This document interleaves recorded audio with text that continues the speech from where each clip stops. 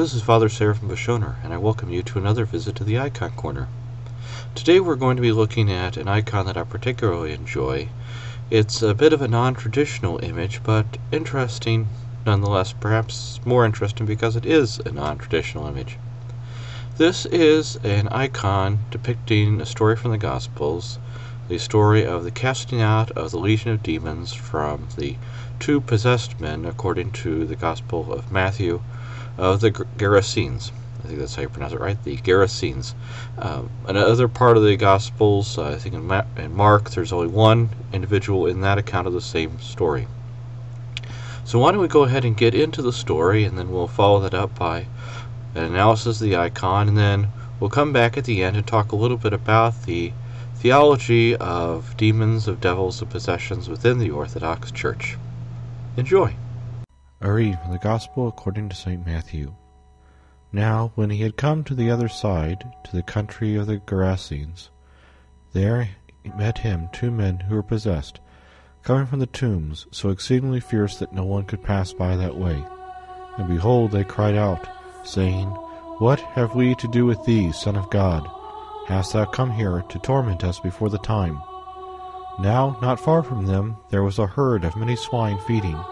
And the devils kept entreating him, saying, If thou cast us out, send us into the herd of swine. And he said to them, Go. And they came out, and entered into the swine. And behold, the whole herd rushed down the cliff into the sea, and perished in the water. But the swineherds fled, and going away into the town, they reported everything, and what had befallen the men possessed by demons. And behold, all the town came out to meet Jesus, and on seeing him, they entreated him to depart from their district. We begin our examination of the icon here of Jesus casting out the demons at the very top, where we see in Old Slavonic the phrase, the casting out of the legion of demons. On the left side of the icon we see the figure of Jesus Christ, again recognizable because of the mandalora which surrounds the head of Jesus. We see above the head again the letters ICXC, standing for Jesus Christ. We see next to Jesus the figures of the apostles, likely to be St. Peter here with the white beard, and the other apostle likely to be St. John. We see in Jesus' hand a scroll, again symbolizing the knowledge and wisdom of Jesus Christ. And his hand is extended in the position of giving the blessing, symbolizing again that out of Jesus is coming healing power. Jesus gives the blessing over the 2 men who are possessed by demons. The sign of their possession is the tying of their hands with the ropes, the chains that are around their ankles. And in one figure we see the demon coming out of the possessed man's mouth. The demons, as they come out, we see are being possessed or entering into the pigs, which is symbolized by the artist, by the demons riding the pigs that are going into the water. On the right side we see the town in which the shepherd goes, the shepherd here holding his staff and speaking to the other townspeople about what it is that he has accomplished. And so as we look at this icon, we see the warning of the power of the demons, the power of the darkness, but even more importantly, the sign that Jesus' power is indeed greater than that in which the demons threaten, that it is indeed Jesus that offers the healing, Jesus that will offer the capacity for these 2 men to be freed from their possession, freed from the torment, to have their ropes broken, have their chains removed.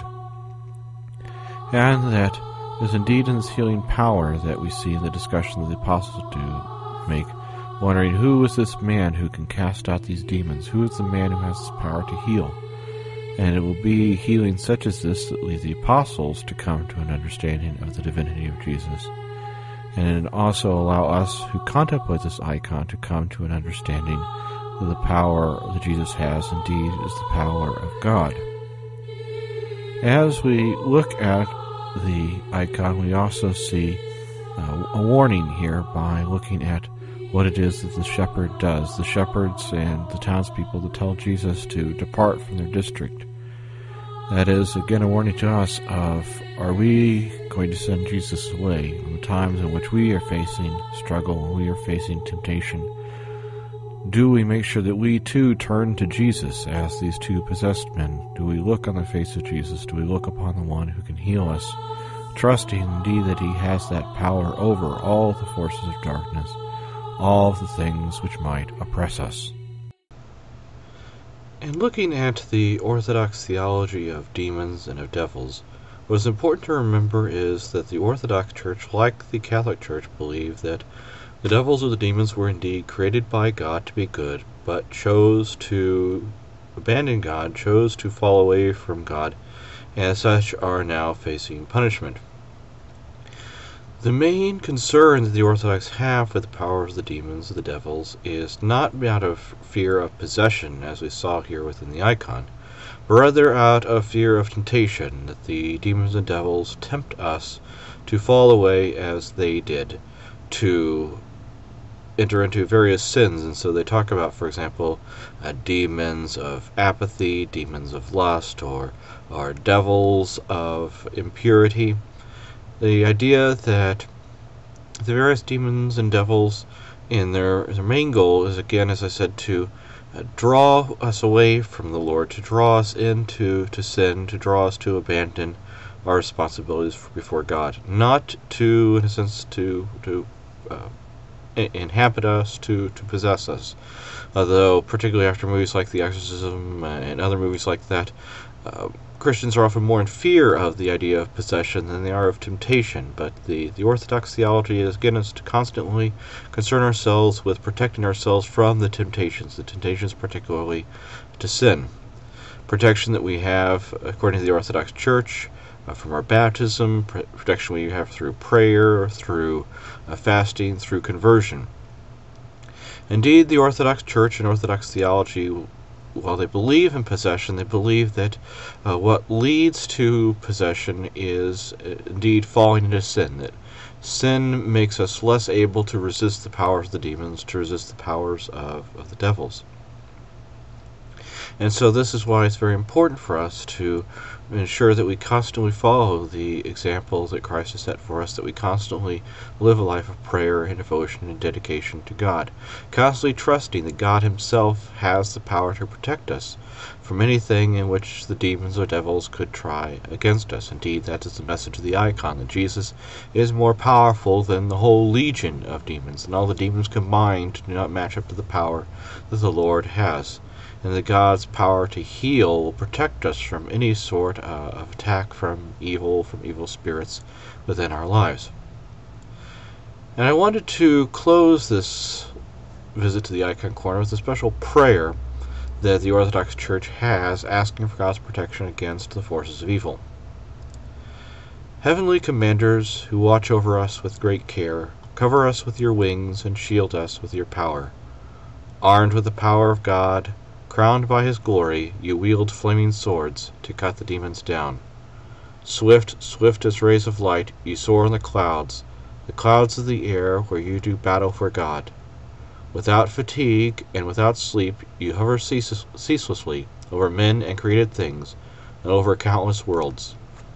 Behold, yours are mighty armies, legions virtuous, and gentle battalions of angels, and according to the Creator, our brothers. Commanders of the might of heaven, lead us where we need to go, to the throne of the Most High, who created us from nothing. I hope that you enjoyed this visit to the Icon Corner, and feel free to see a larger image of this icon at the website at CatholicUnderTheHood.com. If you wish to send any comments, you can do so via email to CatholicUnderTheHood@gmail.com. And, of course, links are also available over at the show notes at the main website. Thank you very much. May God continue to bless you in all that you do, and may the protection of the holy angels be upon you, so that all you do might be indeed free from the forces of temptation and constantly living out the responsibilities of the life of virtue.